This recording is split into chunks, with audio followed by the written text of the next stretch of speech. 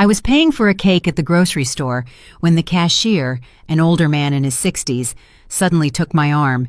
His eyes held an intensity that made me uncomfortable, and he leaned in to whisper something in my ear. His words hit me like an unexpected blow, something about my son and his family that left me completely paralyzed. I couldn't believe what I had just heard. The man let go of my arm and continued scanning groceries as if nothing had happened.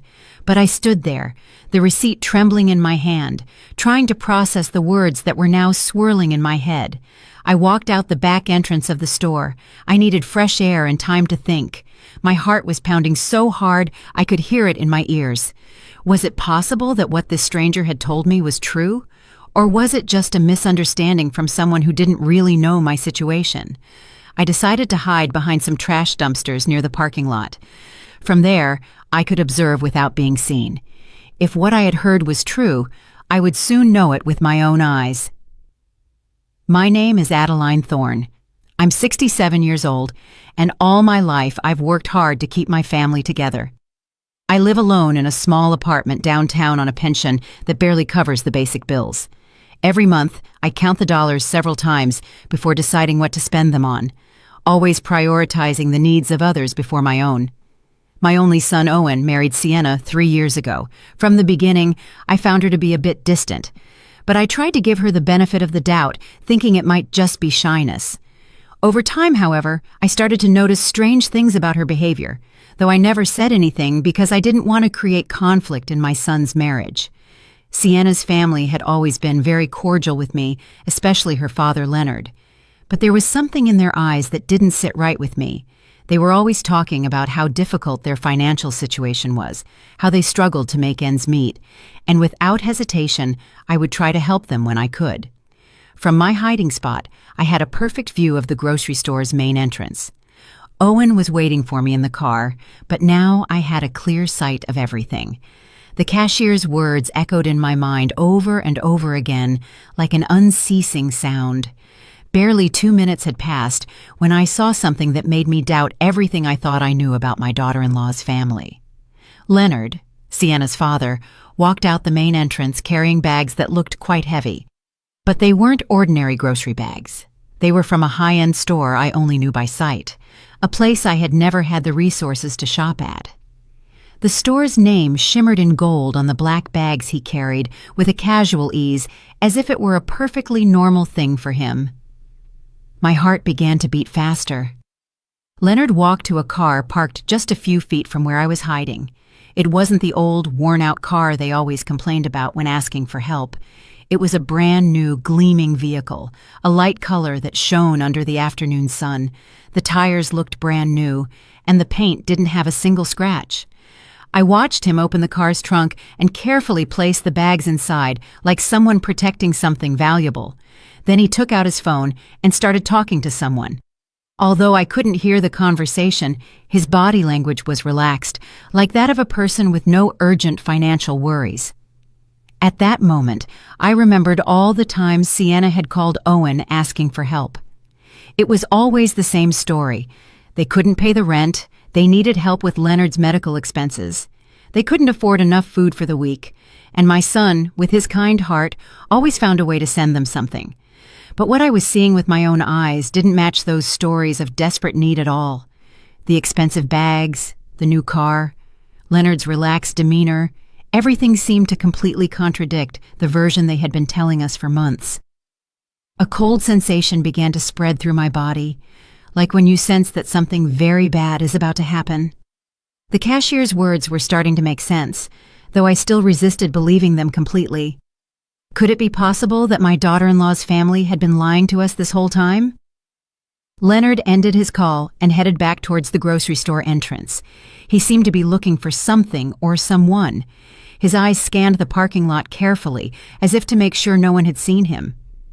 That cautious attitude seemed very suspicious to me. I decided to stay hidden a little longer. My gut told me there was more to discover, and after what I had seen, I couldn't simply ignore the situation. I needed to be completely sure before I talked to Owen about this. As I remained hidden, I began to remember how I had gotten to this point. That morning, I had woken up with a mix of excitement and nervousness. It had been months since I had visited Sienna's family, and I wanted to make a good impression by bringing something special to share. I went to my small kitchen and opened the jar where I kept my savings. Counting those coins had become a painful but necessary ritual. I separated the wrinkled bills and coins I had been saving for weeks, sacrificing small pleasures like a coffee at the bakery or a magazine at the newsstand. I had exactly $43. It wasn't much, but I had decided to use 20 of it to buy a decent cake at the neighborhood bakery. The rest I needed for my expenses the next week, mainly to buy my medications and some basic groceries. I showered with care and chose my best dress, the one I saved for special occasions. It was a simple but clean dress that made me feel presentable. I styled my hair, trying to hide the gray strands that were more noticeable every day, and put on the fake pearl earrings my late mother had given me so many years ago. Before leaving, I looked at my reflection in the bathroom mirror. I saw a 67-year-old woman who had worked her whole life, who had raised her son alone after being widowed, and who was now trying to keep a family together that seemed to value money more than feelings. Owen arrived to pick me up exactly on time. My son had always been punctual, a quality I admired in him. When I got in his car, I noticed he seemed a little tense, but I thought maybe it was nervousness about the family visit. During the ride, we talked about unimportant things. He told me about his office job, about some minor problems he'd had with his boss, but he avoided talking about Sienna or her family. That seemed strange to me, because he normally kept me informed about how things were going in his marriage. When we arrived at the area where Sienna's family lived, I asked him to stop at the grocery store. I wanted to buy a fresh cake to go with lunch. Owen offered to go in with me, but I told him I preferred to go alone, that I wouldn't be long. The bakery inside the grocery store had several cakes available. I chose a simple vanilla cake, nothing extravagant but presentable. It cost exactly $18, two less than I had budgeted, which made me happy because it meant I could buy a small greeting card. It was also in the checkout line that everything happened. The cashier, a man who seemed to be my age, served me normally until he saw the name on the credit card I tried to use first.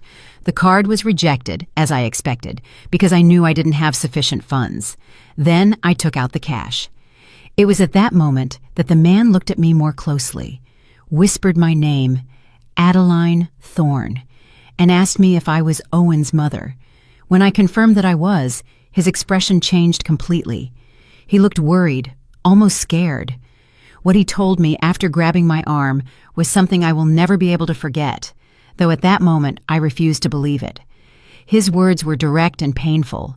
He told me that my daughter-in-law's family came to that grocery store regularly, spending hundreds of dollars on imported products and premium meats, while at the same time he knew they were constantly asking my son for money.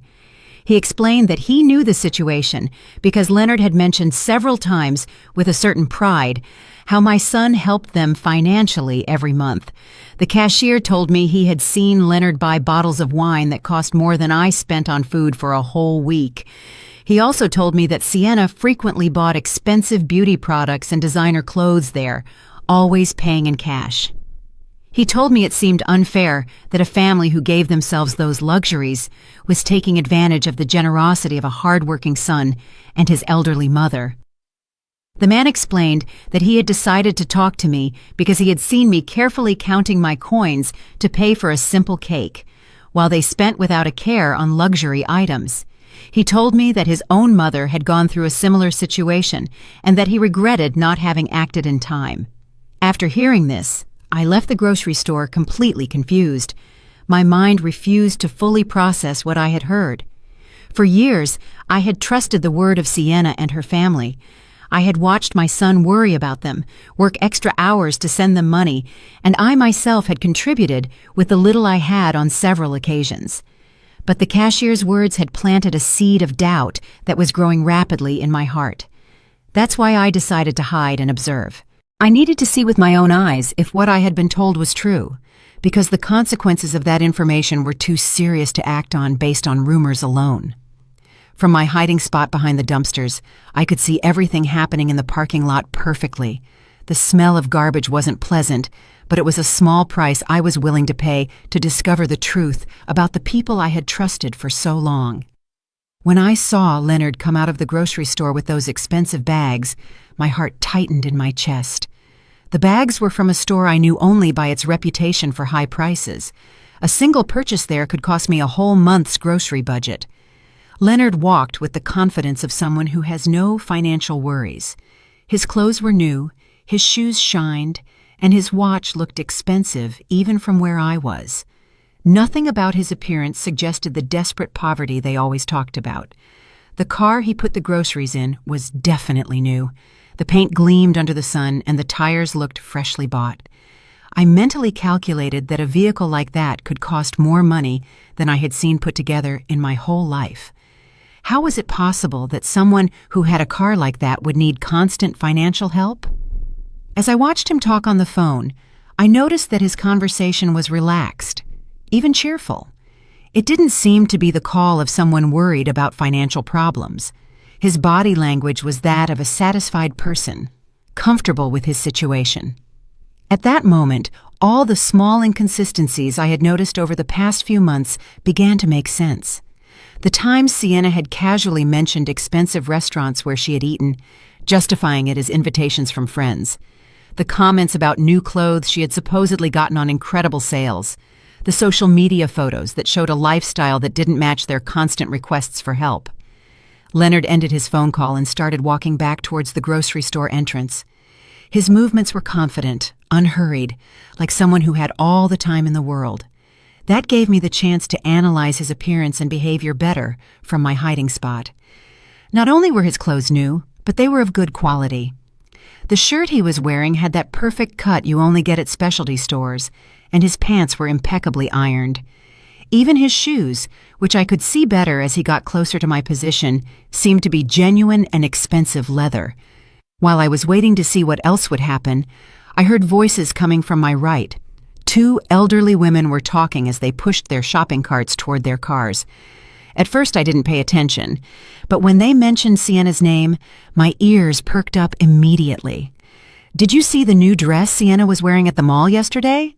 One of them, a woman with gray hair who looked my age, said, "It must have cost at least $200. I saw an identical one in that expensive store on the second floor." The other woman, who was thinner and wore glasses, responded with a knowing tone. "And that's not all, Hermione. I also saw her buying beauty products at that French store. My granddaughter works there and told me that Sienna is a frequent customer. She spends as if money were raining from the sky." My heart started beating faster. These women were talking about the same Sienna who constantly told my son they didn't have money for basic expenses. The same one who had called last week asking for help to buy medicine for her father. Hermione continued, "What strikes me most is how she's always buying new things, but then goes around the neighborhood saying they're going through very difficult financial times. My friend Leonard works at the bank and told me the deposits they receive don't match the story of poverty they're telling at all."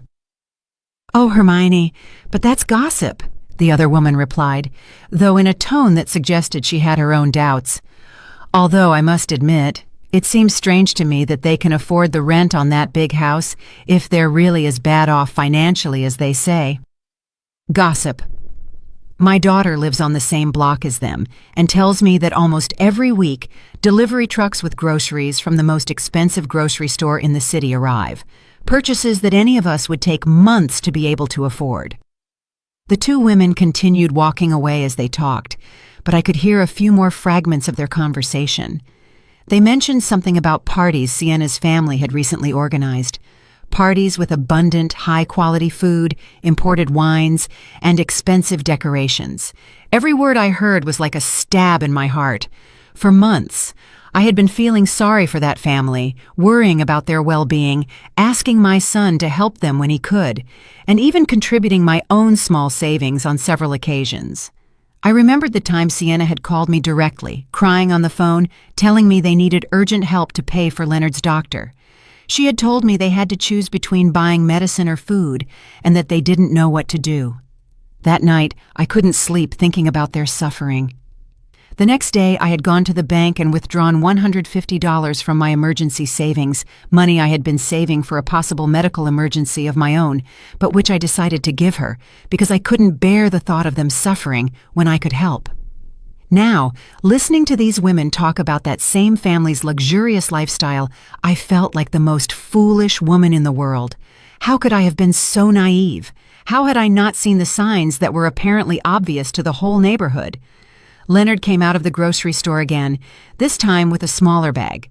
He headed back to his car, but this time he stopped to talk to a man who was washing a car near his. I couldn't hear the conversation, but they both seemed relaxed and friendly. The man Leonard was talking to wore work clothes, but you could tell he respected Leonard.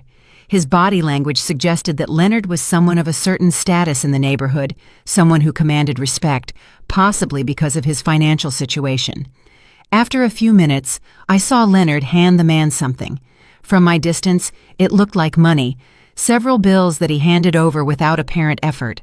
If they were truly going through financial difficulties, as they said, how could he afford to give money to strangers so easily? At that moment, my phone vibrated. It was a text message from Owen asking me what had happened, why I was taking so long at the grocery store. I had completely forgotten about him, still waiting for me in the car, probably worried about my delay. I quickly replied that I was on my way out, that I had been in a very long line. A lie. Lying to my own son hurt, but I needed more time to process everything I had seen and heard. I couldn't get back to his car and tell him my suspicions immediately without more evidence. As I was writing the message, Leonard said goodbye to the man and got into his car. The engine started with a smooth, powerful sound, confirming that it was a good quality and probably recent vehicle. I watched him leave the parking lot with a tranquility that completely contrasted with the image of financial desperation his family had been projecting. I decided to leave my hiding place and walk toward where Owen was. I needed to act normally, at least for now, but my mind was already working, trying to recall all the strange details I had overlooked in recent months, all the small signs that now took on a completely different meaning. When I got to the car, Owen looked at me with concern. "Mom, are you okay? You look pale," he said as I settled into the passenger seat. "Did it take them a long time to check you out?" "Just the line, son," I replied, trying to keep my voice steady. "You know how grocery stores are on weekends." But inside, my heart was beating so hard I was afraid he could hear it. Owen started the car, and we began heading to Sienna's family's house. During the ride, I tried to keep up a normal conversation, but my mind was still processing everything I had seen and heard at the grocery store. Every traffic light, every corner we passed, brought me closer to a meeting I now saw in a completely different light. "How's Leonard's job been lately?" I asked my son, trying to sound casual. "Last time I spoke to Sienna, she said things were very difficult for him." Owen sighed as he drove. "Yeah, Mom. Sienna told me her dad had to reduce his work hours because the company he works for is having problems. That's why we've been helping them a little more these past few months." That information didn't match at all the relaxed and prosperous attitude I had observed in Leonard just a few minutes earlier. A man who was truly worried about reduced work hours wouldn't be spending money at expensive stores or handing bills to strangers in a parking lot. "And how do you feel about that, son?" I asked, watching his expression in the rearview mirror. "I know you've been working a lot of extra hours lately." "Well, Mom, they're my family now," Owen replied in a tone that mixed tiredness with resignation. "Sienna is my wife, and when you get married, you also marry into the family. If they need help, it's my duty as a son-in-law to help them." His words broke my heart. My son, the kind and hard-working man I had raised, was sacrificing his own well-being for people who, from what I had discovered, were taking advantage of his generosity. How much longer could this situation continue without seriously affecting his own financial stability? We arrived at the neighborhood where Sienna's family lived. It was a pleasant residential area with well-maintained houses and manicured lawns. It wasn't the most luxurious neighborhood in the city, but it was definitely not a place where people living in extreme financial difficulties would reside. As Owen looked for a place to park, I was able to get a better look at Sienna's family's house. It was a 2-story building with a well-decorated front lawn and a facade that had been recently painted. The windows had new curtains, and the front door looked like it had been renovated not long ago. "The house looks very well kept," I commented, trying to get more information. "Didn't you tell me they were having trouble paying for some repairs?" "Oh yeah," Owen replied as he parked. "Leonard managed to get some extra work on weekends to make the most urgent repairs. He's been working a lot to keep the house in good condition." Another story that didn't add up. If Leonard were really working extra shifts to survive, how would he have time to go grocery shopping at an expensive store during work hours? And more importantly, how would he have money to spend on luxury goods if everything he earned was supposedly going to house repairs? We got out of the car and walked to the front door. Owen was carrying some things he had brought, while I carried my cake and a mix of nervousness and curiosity that grew with every step. Before we could ring the doorbell, the door opened, and Sienna appeared with a radiant smile. My first impression was one of total shock. Her appearance was completely transformed from the last time I had seen her just a month ago. She was wearing a dress that was definitely not cheap. The fabric looked to be of excellent quality, the cut was perfect, and the vibrant colors gave her an elegant and sophisticated look. Her shoes were clearly new, with a shine that only freshly bought items have, and her handbag matched the outfit perfectly. But what struck me most was her hair and makeup. She had a professional cut that you only get at expensive salons, with highlights that shimmered in the sunlight. Her makeup was flawless, the kind that requires high-quality products and a lot of time to apply correctly. "Adeline, what a joy to see you!" Sienna exclaimed, coming in for a hug.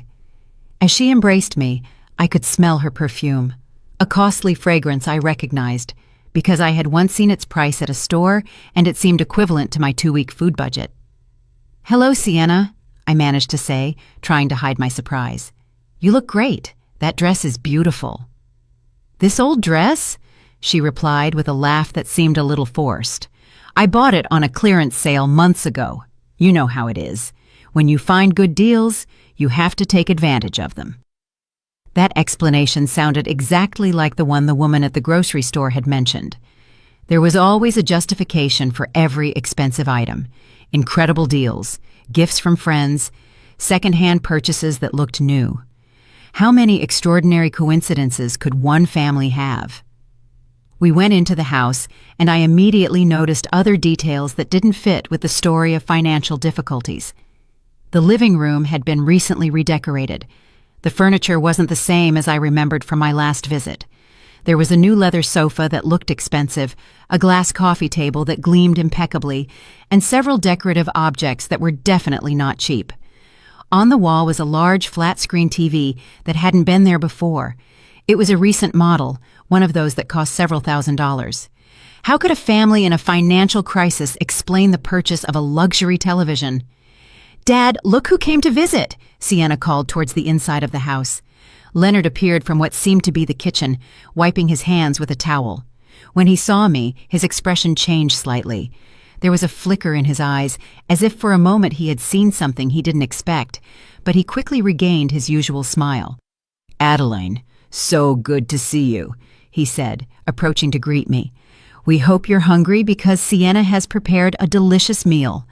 It was the same Leonard I had seen at the grocery store just an hour before, but now he was acting as if he hadn't left the house all day. His clothes were the same, but he had put an apron over his shirt as if he had been cooking. "I brought a cake to go with it," I said, handing him the box. "I hope you like it." "What a lovely gesture," Sienna exclaimed. "But it wasn't necessary, Adeline. You know you're always welcome here without having to bring a thing." As she spoke, I could see over her shoulder into the kitchen. The counters were full of ingredients and utensils that suggested an elaborate culinary preparation. I could make out expensive-looking cuts of meat, fresh and exotic vegetables, and bottles of imported seasonings. The amount of food they were preparing could easily feed a family for several days, and the quality of the ingredients was noticeably superior to what I could afford to buy for my own meals. "Did you two prepare all this?" I asked, genuinely impressed by the abundance. "Well, we wanted to do something special for your visit," Leonard replied. You don't get to have Owen's mother over every day. Besides, we got some ingredients on sale, so we decided to take advantage." The miraculous sales again. I began to wonder if this family had an extraordinary knack for finding deals, or if these explanations were simply a way to justify expenses they couldn't honestly explain. Owen seemed completely oblivious to my observations. He was chatting animatedly with Sienna about his job and his plans for the next week. His relaxed attitude confirmed that he really believed the version of reality they had presented to him. But I could no longer ignore the evidence before my eyes. Every detail of that house, every aspect of Sienna's and Leonard's appearance, every convenient explanation, everything pointed to the same unsettling conclusion. This family was not going through the financial difficulties they claimed to be facing. During lunch, I tried to maintain a normal conversation while discreetly observing every detail that could confirm or disprove my suspicions. The table was set with dinnerware I didn't remember seeing before, plates and glasses that seemed to be of good quality, not the kind of utensils someone worried about every penny would use. The food they served was abundant and varied. There were several main courses, elaborate salads, and side dishes that required expensive ingredients. Leonard poured wine into crystal glasses, a wine I recognized from having seen its price at the grocery store, more than $50 a bottle. "This wine is delicious," I commented, trying to get information. "Is it a special brand?" "Oh, this one?" Leonard replied with a proud smile. "A friend of mine who works in imports got it for me at a special price. Normally we couldn't afford wines like this, but when these opportunities come up, you have to take advantage." There was always a perfect explanation, always a generous friend, or an incredible deal that justified every luxury. I was starting to wonder how many generous friends one family could have, and how frequent those extraordinary deals could be. While we ate, Sienna casually mentioned some plans they had for the next month. She talked about a family celebration they were organizing, an event that, as she described it, would require a considerable investment in decorations, food, and entertainment. "Sounds expensive," I said without thinking, my words slipping out. "Expensive?" Sienna laughed. "Well, we've been saving for this for months. Besides, Leonard got an extra job that will help us cover the expenses." I immediately remembered what I had seen at the grocery store just a few hours earlier. Leonard spending money as if he had no worries, buying luxury products, driving a new car. What was the truth about his work situation? "What kind of extra job did you get, Leonard?" I asked directly. For a moment, I saw an expression of discomfort cross his face, as if my question had caught him off guard, but he quickly regained his composure. "Weekend consulting," he replied vaguely. "Nothing too exciting, but it helps supplement the family income." His answer was so general it could mean anything or nothing at all.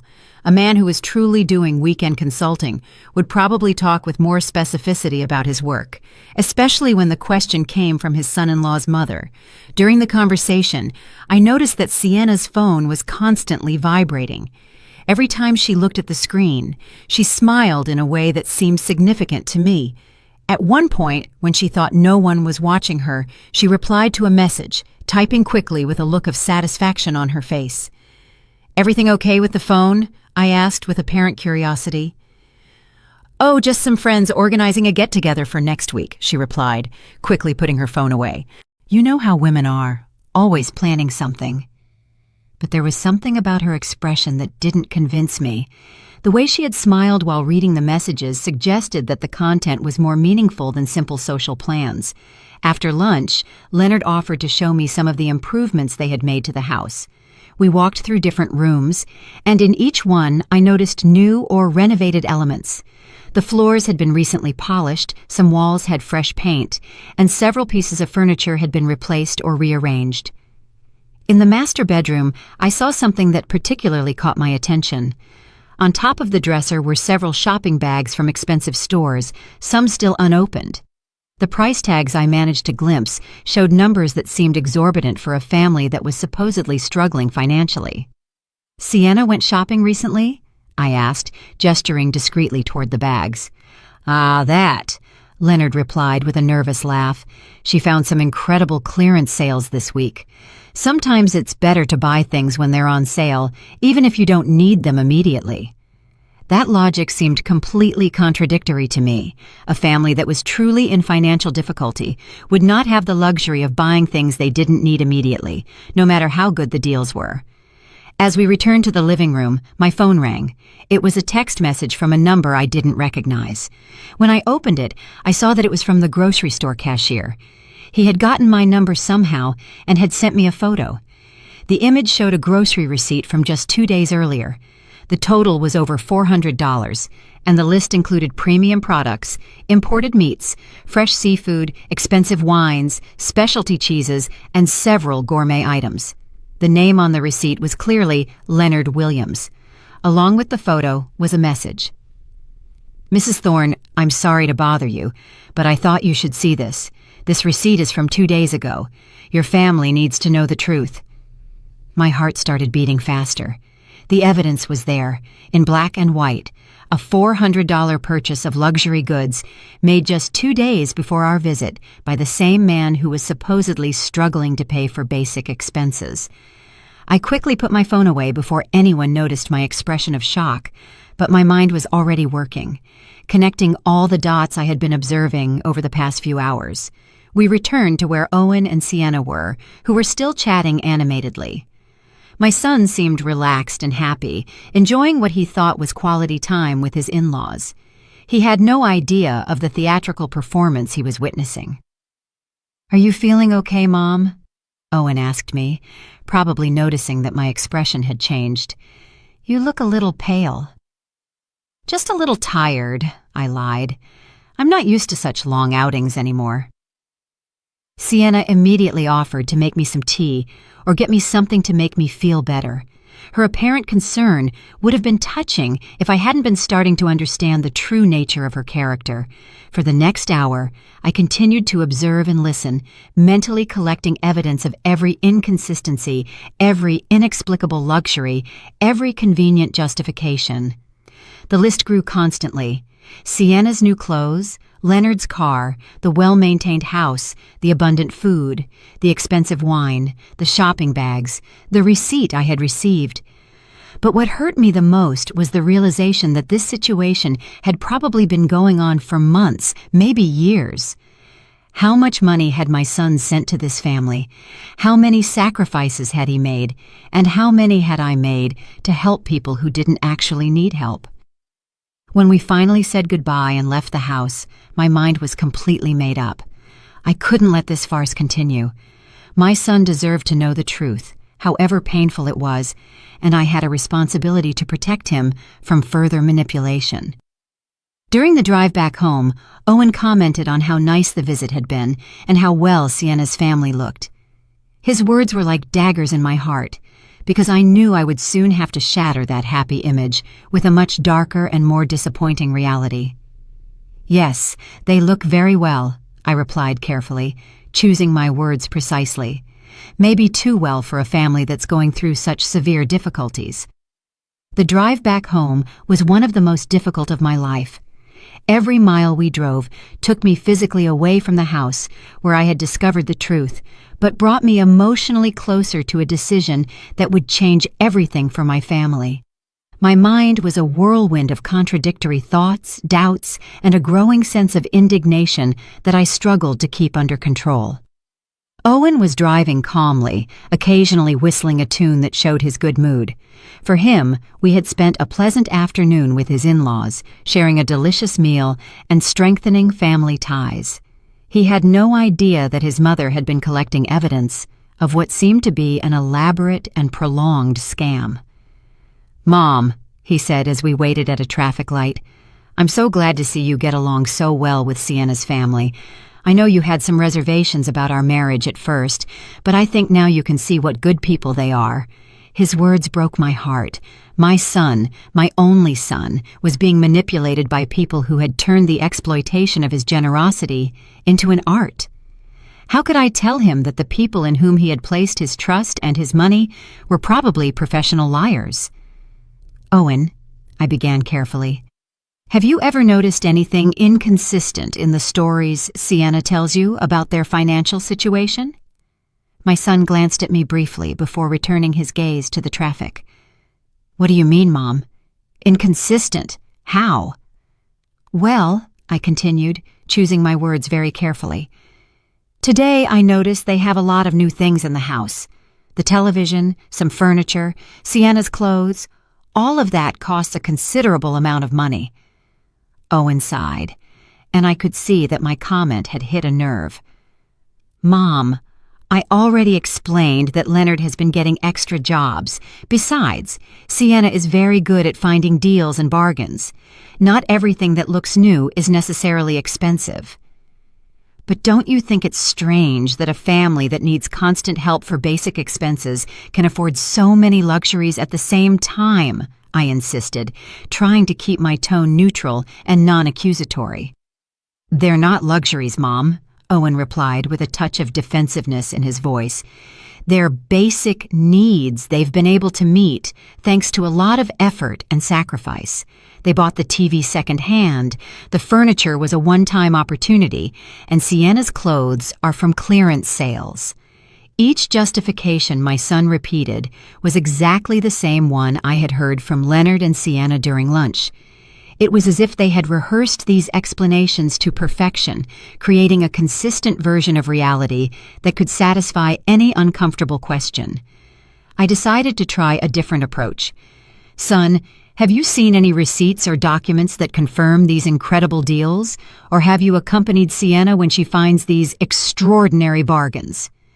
The question clearly made him uncomfortable. I could see his hands tighten slightly on the steering wheel.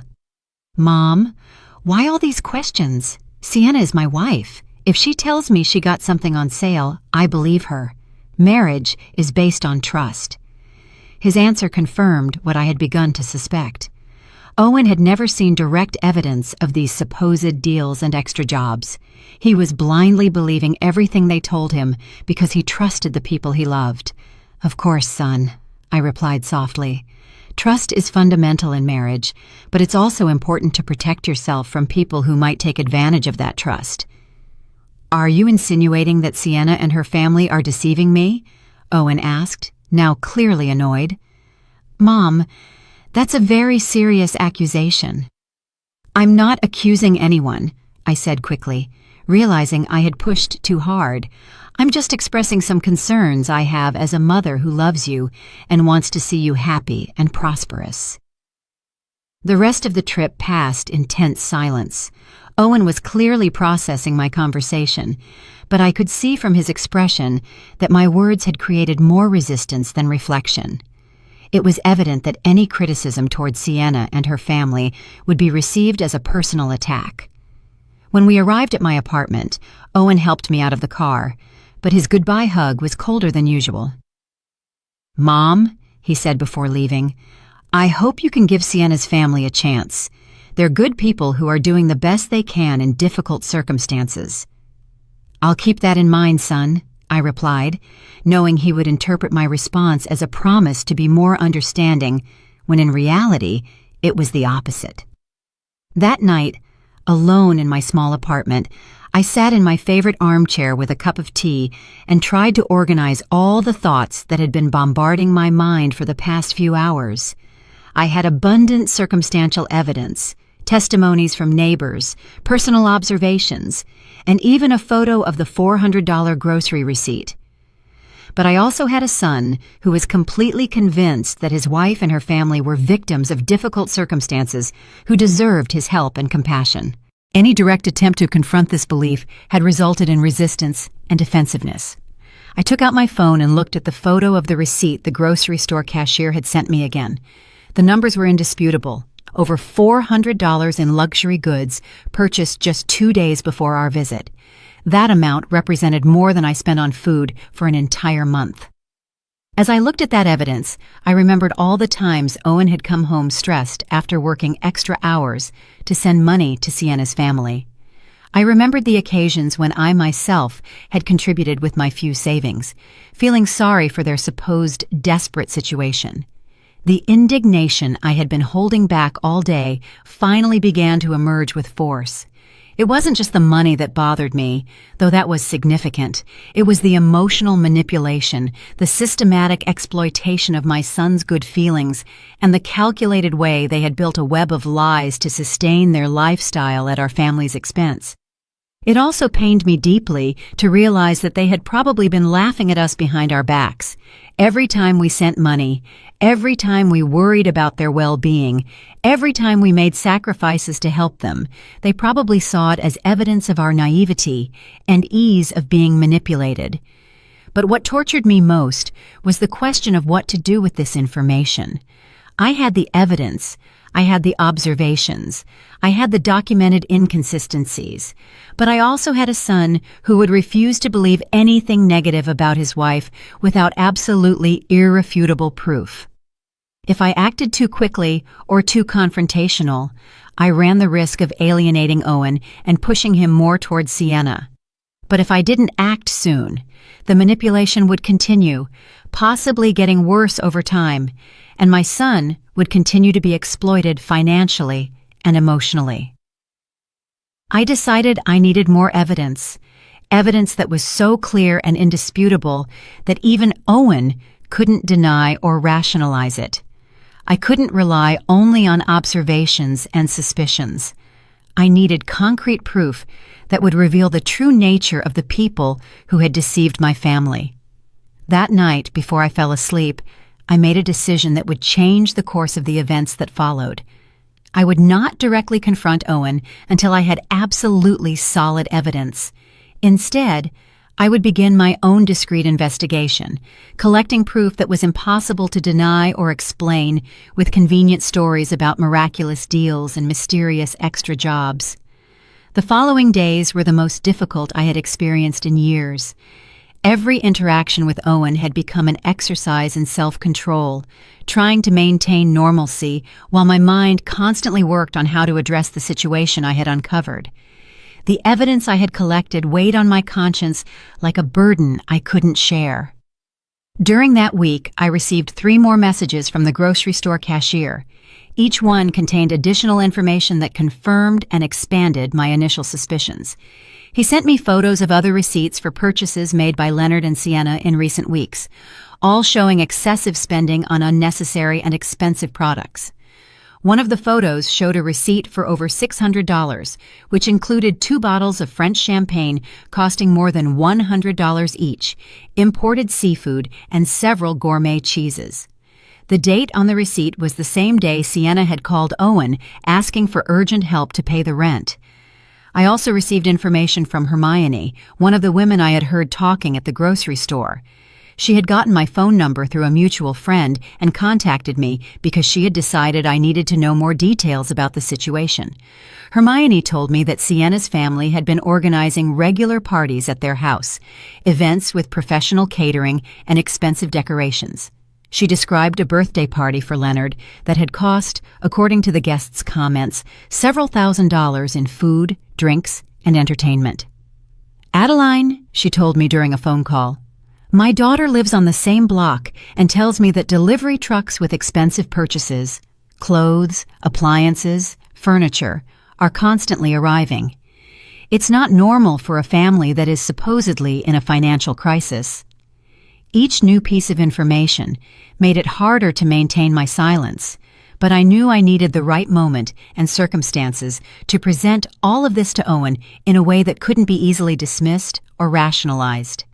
The moment came on a Wednesday night when Owen came to visit me after work. He looked especially tired and stressed. When I asked him what was wrong, he told me that Sienna had asked him for additional money for a medical emergency for Leonard. "He needs a minor surgery," Owen explained, rubbing his temples with clear signs of tension.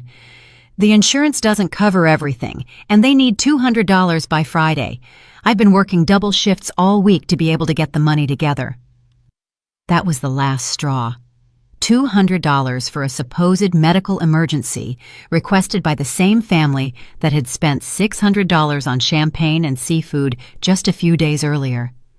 I couldn't let my son sacrifice himself anymore for these elaborate lies.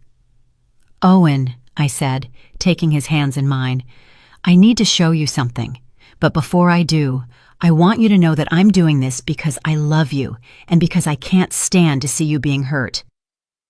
I took out my phone and showed him the first photo of the $400 receipt. His eyes widened when he saw the date and the total, but before he could speak, I showed him the other photos I had received during the week. "Mom, where did you get this?" Owen asked, looking at the images with an expression that mixed confusion and denial. "And how do you know these receipts are real?" I explained my encounter with the grocery store cashier, the conversations I had overheard from the neighbors, and all the observations I had made during our visit. I spoke slowly and carefully, presenting each piece of evidence logically and chronologically. "But there has to be an explanation," Owen insisted, although his voice no longer sounded as convinced as before. "Maybe Leonard had a good month at work, or maybe they received money from another source." "Son," I replied gently, "these luxury purchases were made on the same days that Sienna called you asking for help with basic expenses. Doesn't that seem like too much of a coincidence?" I could see the realization starting to sink into his mind. His eyes moved between the photos on my phone and my face, looking for some way to reconcile what he was seeing with what he had believed for so long. "Besides," I continued, showing him the information I had gotten about the expensive parties, "the neighbors have seen how this family really lives. It's not the story of desperate poverty they've been telling you." Owen got up from his chair and started pacing my small living room. I could see his mind working, recalling past conversations, broken promises, and small inconsistencies that he had probably ignored or rationalized before. "But why would they do this?" he finally asked in a voice that sounded completely defeated. "Why would Sienna lie to me about something so important?" "Because it worked," I replied honestly. "Because you've been sending them money regularly without asking questions, trusting their word. For them, you're a reliable source of additional income that they can use to maintain a lifestyle they couldn't otherwise afford." Tears began to form in my son's eyes. Seeing his pain broke my heart, but I knew it was necessary to free him from this destructive manipulation. "How much money have I given them in total?" he asked, though he seemed afraid of the answer. We had reached the moment of complete truth. "According to what you've told me over the past few months, probably more than $5,000, and that's not counting the help I've given them myself." The number hit him like a physical punch. $5,000 represented months of extra work, personal sacrifices, and lost opportunities for his own future, all given to people who had been systematically deceiving him. "I need to talk to Sienna," he said finally, with a determination I hadn't heard in his voice in a long time. "I need to confront her with this information and hear her explanation." "Are you sure you're ready for that conversation?" I asked him. "Once you put this information on the table, there will be no turning back. Your relationship will change forever, no matter what her answer is." Owen was silent for several minutes, looking at the photos on my phone over and over again. I could see him processing not only the financial evidence, but also the emotional implications of having been deceived by the person he loved. "Mom," he said finally, "thank you for showing me this. I know it must have been difficult for you to decide whether to tell me or not, but you were right. I needed to know the truth." I hugged him tightly, feeling both relief and worry about what would come next. The truth had finally come to light. But now came the most difficult part, facing the consequences of years of lies and manipulation. "What are you going to do now?" I asked. "I'm going home tonight, and I'm going to have a very serious conversation with my wife," Owen replied with a firmness he hadn't shown in months. "And depending on what she says, I'm going to make some important decisions about our future." Owen left my apartment that night with a determination I hadn't seen in him for months. I stayed awake very late, unable to sleep, wondering how the confrontation between my son and his wife would unfold. I knew the next few hours would be crucial for the future of our family. At 2 a.m, my phone rang. It was Owen, and his voice sounded completely different when I answered. There was a mix of pain, anger, and something that sounded like relief. "Mom," he said without preamble, "you were right about everything. Completely." "What happened, son?" I asked, although from his tone, I could already imagine that the confrontation had not gone well for Sienna. When I got home, I decided to check some things before I talked to her. I went to our room and looked through her things, something I had never done before because I trusted her completely. What I found left me speechless. Owen told me that he had found several shopping bags hidden in the closet, all from expensive stores, with receipts that showed hundreds of dollars in expenses for clothes and accessories. He also found jewelry he had never seen Sienna wear, still with their original price tags. But that wasn't the worst part, Mom. In her purse, I found a notebook where she had written down all the money she's asked me for over the past 2 years.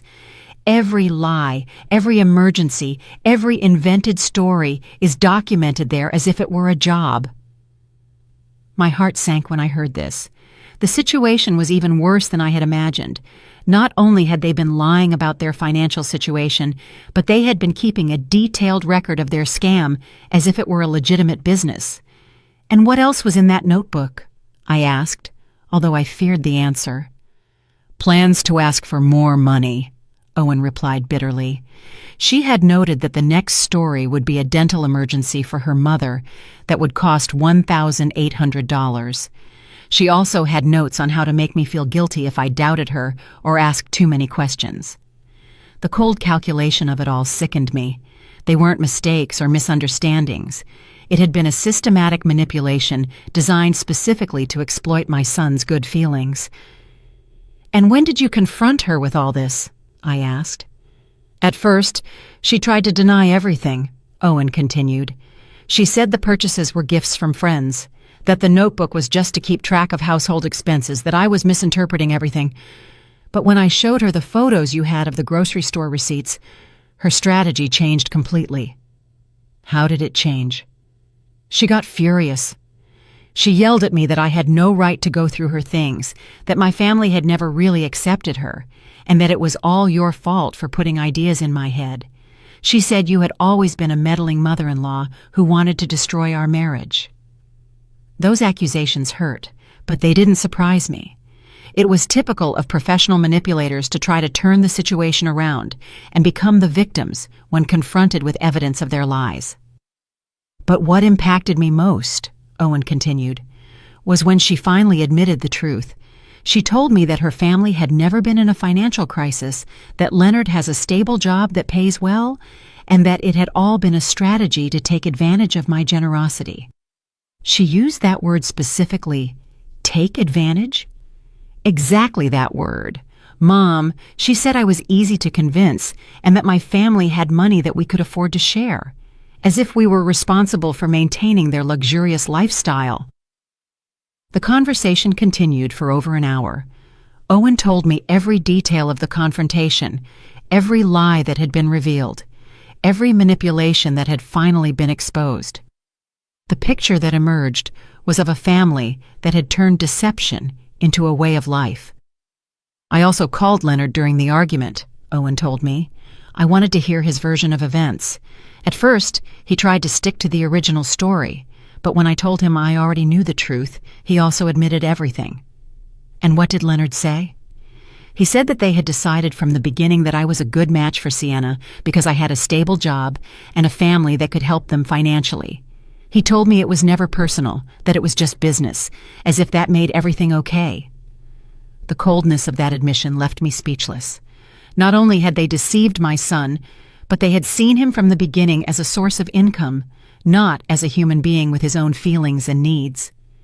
"And what did Sienna say when her father admitted everything?" I asked. "That was the most revealing part of the whole night," Owen replied with a bitter laugh. "She got mad at him for ruining the plan. She wasn't angry because the lies had hurt our marriage, but because her father had confessed and ruined her ability to continue deceiving me." For the next hour, Owen told me how he had discovered more details about the extent of the lies. The supposed medical emergencies had never existed. Leonard's work problems were completely fabricated. Even the incredible deals that explained all their luxuries had a simpler explanation. They simply bought what they wanted with the money my son sent them regularly. "What hurts me the most, Mom," he told me toward the end of our conversation, "isn't just the money I lost. It's realizing that for 2 years of marriage, I never really knew the woman I married. Everything was an act designed to keep me giving them money. "And what are you going to do now, son?" I asked him, although from his tone, I already suspected what his answer would be. "I've already told Sienna that our marriage is over tonight. There's no way to rebuild trust after such a systematic and calculated betrayal. Tomorrow, I'm going to start the divorce proceedings." Although I knew it was the right decision, my heart ached for my son. No one deserves to discover that the person they love has been so elaborately deceiving them for so long. "I also made it very clear that they won't get another cent from our family," Owen continued. "And I told her that if they try to contact you asking for help, you should tell them exactly what I think of their methods." "Of course, son," I assured him. "That family will never again receive help from us." "Mom," Owen said before hanging up, "thank you for having the courage to show me the truth. I know it must have been difficult for you to decide whether to tell me or not, especially knowing it would probably destroy my marriage. But you saved me from years more of being used and manipulated." After hanging up the phone, I sat in the darkness of my apartment, processing everything that had happened. The truth had finally come to light, but it had come at a very high cost for my son. His marriage had ended, his trust had been betrayed, and he would have to rebuild his life from scratch. But I also knew that in the long run, the truth would have freed him from a situation that would only have gotten worse over time. Sienna and her family would never have stopped asking for money. They would never have voluntarily confessed their lies, and they probably would have escalated their manipulations until they had completely drained my son's resources. The months that followed that revealing night were a process of healing and rebuilding for our entire family. Owen temporarily moved into a small apartment near his job while he processed the divorce and reorganized his life. I accompanied him every step of the way, offering him the emotional support he needed to overcome the betrayal he had experienced. The divorce process revealed even more details about the magnitude of the deception. Owen's lawyers discovered that Sienna had been hiding significant assets throughout their marriage. She had a secret bank account where she deposited some of the money she received from my son and had been buying valuable items that she then hid to maintain the appearance of financial need. "Mom," Owen told me during one of our weekly meals, "the lawyer calculated that over our 2 years of marriage, I sent them more than $15,000.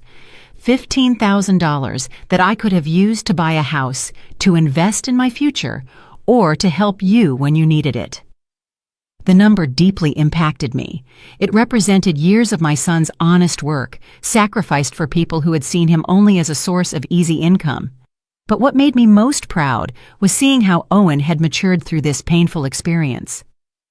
During the legal process, Sienna and her family tried to contact me on several occasions. Leonard called me trying to convince me to intercede with Owen, promising that they would return all the money and never ask for help again. His pleas sounded desperate, but I had already learned to recognize their manipulations. "Leonard," I told him during the last call I accepted, "you had 2 years to be honest with my son. You chose lies, manipulation, and deceit. Now you have to live with the consequences of those decisions." Sienna also attempted a final effort at manipulation by showing up at my apartment one afternoon unannounced. She was dressed in simple clothes and no makeup, trying to project an image of vulnerability and repentance. But I already knew her techniques too well. "Adeline," she said with tears that seemed rehearsed, "I know we made mistakes, but I really loved Owen. This all got out of control, but we never wanted to hurt him." "Sienna," I replied with a calm that surprised me. "Real love doesn't include systematic lies and calculated manipulation. What you did wasn't love. It was exploitation, disguised as love." She continued to try various approaches. First, the repentant victim, then the desperate wife. After that, the daughter-in-law who just wanted to mend the family relationship. But every strategy she tried only confirmed what I already knew about her true nature. "The money you took from my son isn't just money," I explained to her. "It represented his trust, his future, and his ability to believe in the people he loves. That can't be returned with apologies or promises." Finally, after more than an hour of failed manipulation attempts, Sienna showed her true colors. Her expression changed completely, and she told me coldly, "I always knew you were the problem in this marriage. Owen would have been happy if you hadn't meddled." "Maybe," I replied calmly. "But he would have been happy while being deceived and exploited. I prefer him to be temporarily unhappy but free than happy but used." After that confrontation, I never heard from Sienna or her family again. According to Hermione, they moved out of the neighborhood a few weeks later, probably to avoid the embarrassment of everyone knowing the truth about their methods. Owen's recovery process was gradual but constant. At first, he was angry with himself for having been so trusting. But with time and perspective, he began to understand that his generosity and trust were not weaknesses, but valuable qualities that had been exploited by unscrupulous people. "Mom," he told me during a dinner near his new apartment, "I've been thinking about everything that happened, and I realize I learned something important. Generosity must be accompanied by wisdom, and trust must be earned and maintained, not given blindly." With the money he no longer had to send to Sienna's family, Owen was able to start rebuilding his finances. He opened a savings account, began investing in his professional future, and for the first time in years, he could enjoy small luxuries without feeling guilty. He also helped me improve my own situation. He insisted on giving me money to buy some new appliances I needed, and began visiting me more frequently, bringing good quality food that we could share without worrying about the cost. "It's ironic," he reflected one day, as we shared a meal he had bought. "All this time I was worried about helping a family that didn't need help, while you, who really could have used more support, never asked for anything." That observation deeply moved me. During the years of Sienna's manipulation, I had watched my son exhaust himself trying to meet constant demands for money, while I remained silent about my own needs so as not to add more pressure to his life. 6 months after the divorce, Owen had found a new balance in his life. He had learned to be more cautious without becoming cynical, wiser without losing his ability to trust the people who truly deserved his trust. "Mom," he told me during one of our Sunday walks in the park, "I want to thank you again for having the courage to show me the truth. I know it was difficult for you to decide whether to intervene or not." "Son," I replied, "a mother must always protect her children, even when it hurts. My job isn't just to love you, but also to make sure the people you say you love truly deserve you." The grocery store cashier, a man named Eli, also became an unexpected but welcome presence in our lives. One day, he came to visit me to ask how things had turned out, and we ended up talking for hours about the importance of speaking up when we see injustices, even if it's uncomfortable to do so. "You know, Mrs. Thorne," Eli told me before he left, "my mother went through a similar situation years ago, and no one had the courage to tell her the truth. When everything was finally discovered, she had already lost all her life savings. That's why I decided to talk to you. Some truths hurt, but silence hurts more." Now, when I look back on everything that happened, I feel a mix of pain for what my son had to suffer, but also a deep pride for the strength he showed in facing the truth and making the right decisions. I learned that true family love sometimes requires the courage to speak difficult truths, to confront uncomfortable situations, and to protect the people we love even when it means destroying illusions they prefer to keep. That day, when I heard those strange words at the grocery store and decided to observe instead of ignore, I changed the course of our lives forever. It was one of the most difficult decisions I've ever made, but also one of the most correct. Today, Owen is a wiser, stronger man who is more aware of his own worth. He is no longer the victim of professional manipulators, but someone who has learned to set healthy boundaries and to value his own generosity enough not to allow it to be exploited. And I, Adeline Thorne, at 69 years old, learned that it's never too late to be brave, to stand up for what's right, and to protect those we love. Because in the end, the most powerful justice isn't the one that shouts, but the one that acts with wisdom and protects those we love most. 2 years have passed since that afternoon at the grocery store that changed our lives forever. As I write these lines, sitting in my favorite armchair with a cup of tea that is already getting cold, I can't help but reflect on all the ground we have covered since then. Owen got married again 6 months ago. His new wife, Regina, is a hardworking and honest woman he met at his office. What I like most about her isn't just her transparency in everything she does, but the way she respects the relationship I have with my son. She has never tried to interfere between us or shown the slightest interest in our family finances. The first time Regina came to my house for dinner, she brought the ingredients for us to cook together. "Adeline," she told me as we prepared the vegetables, "I want you to know that I will never ask you or Owen for money. I believe in working for what I need and being honest about what I can afford." Her words moved me to tears, not only for her honesty, but because I realized how traumatized I had been by the experience with Sienna. For months after the divorce, every time we met someone new, I would find myself analyzing their motivations and looking for signs of manipulation. The healing process was not easy for either of us. Owen went through periods of depression where he questioned his judgment in relationships. There were nights when he would call me, asking if he could ever fully trust anyone again. "Mom," he would tell me during those late-night calls, "how can I be sure I won't be deceived again? How can I distinguish between someone who truly loves me and someone who only sees opportunity?" Those conversations broke my heart because I saw how Sienna's betrayal had damaged not only his finances, but his fundamental ability to trust people. But I was also proud to see how he was slowly rebuilding his confidence in a more mature and wiser way. During the first year after the divorce, Owen developed what he called his verification system.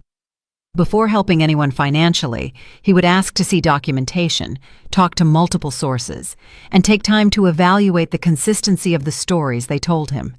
At first, I thought he might have become too distrustful, but over time, I realized that he had simply learned to balance his generous nature with a practical wisdom he hadn't had before.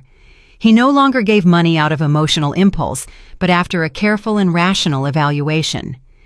This new approach served him well when a coworker asked him for help for a supposed family emergency. Instead of sending money immediately, Owen asked to see medical documents and spoke directly to the hospital mentioned. It turned out that the story was false and his coworker was trying to get money for gambling. "Mom," he told me after discovering that lie, "2 years ago, I would have sent the money without asking a single question. Now I understand that verifying isn't distrusting. It's protecting yourself from people who seek to take advantage of the kindness of others." For my part, I also had to process my own feelings about what had happened. For months, I felt guilty for having waited so long to say something, wondering how much money we could have saved if I had acted sooner. But with time and perspective, I came to understand that I acted at the right time, when I had enough evidence to be convincing. The grocery store cashier who initially alerted me to the situation became a dear friend to our family. He and his wife Marlene visit us regularly, and we have developed a friendship based on shared values of honesty and mutual support. "You know, Adeline," Eli told me during one of his visits, "what I admire most about this whole situation is how you handled the truth. Many people would have made a scene, yelled, or sought revenge, but you simply presented the facts and let the truth do its job." His words made me reflect on something important I had learned throughout this process, that silent dignity is more powerful than noisy revenge. I never sought to hurt Sienna or her family. I simply stopped allowing them to hurt us. Hermione, the neighbor who had given me additional information about Sienna's family, also became a close friend. She helped me understand that what we had experienced wasn't unusual, that many families suffer this kind of manipulation, especially when the children are generous and trusting. "My son-in-law works in social services," Hermione told me during one of our conversations.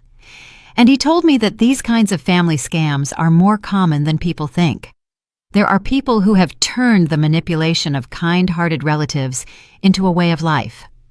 This perspective helped me understand that we hadn't been particularly naive or foolish. We had simply been targets of people who were experts at exploiting emotions and family ties. The financial impact of the deception was significant, but manageable. Owen calculated that in total, we had lost around $15,000 when my contribution and some loans he had made, which were never returned, were included. However, once the flow of money to that family stopped, our financial situation improved dramatically. With the money he no longer had to send monthly, Owen was able to save for a down payment on a small house. He asked me to live with him and Regina, but I prefer to maintain my independence in my own apartment, although now with better furniture and appliances that he insisted on buying for me. "Mom," he told me when he brought the new refrigerator, "for years I watched you count coins while I sent hundreds of dollars to people who didn't need them. Now it's your turn to have the things you deserve." Regina turned out to be not only a good wife to Owen, but also a considerate daughter-in-law to me. She never tries to compete with my place in my son's life, and always includes me in her family plans and decisions. The difference from Sienna's attitude is so marked that sometimes I find it hard to believe both women exist in the same world. Last month, Regina confided that they are expecting their first child.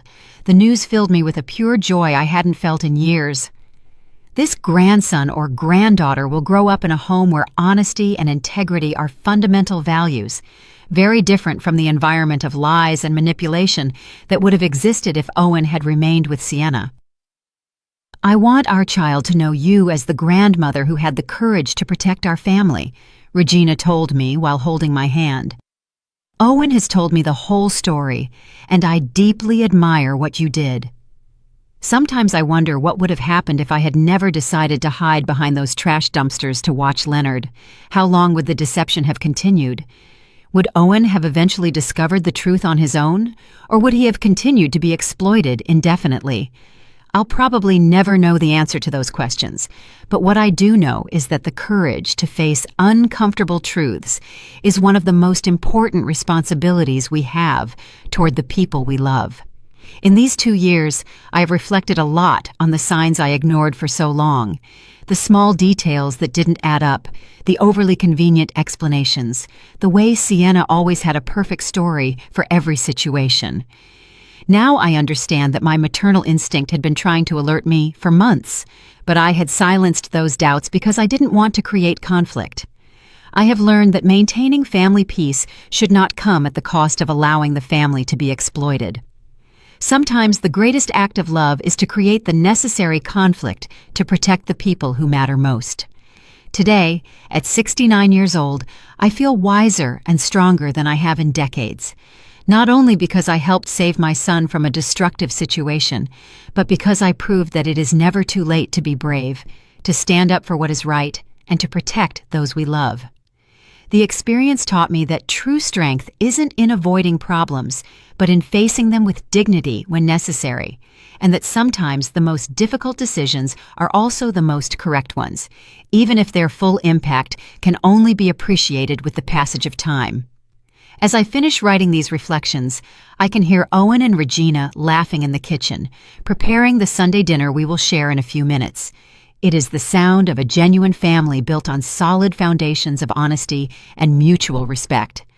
That sound is worth more than all the dollars we lost during the years of deception, because in the end, the most valuable thing we have isn't the money we can give, but the authentic relationships we can build and protect. And no one can ever take that away from us.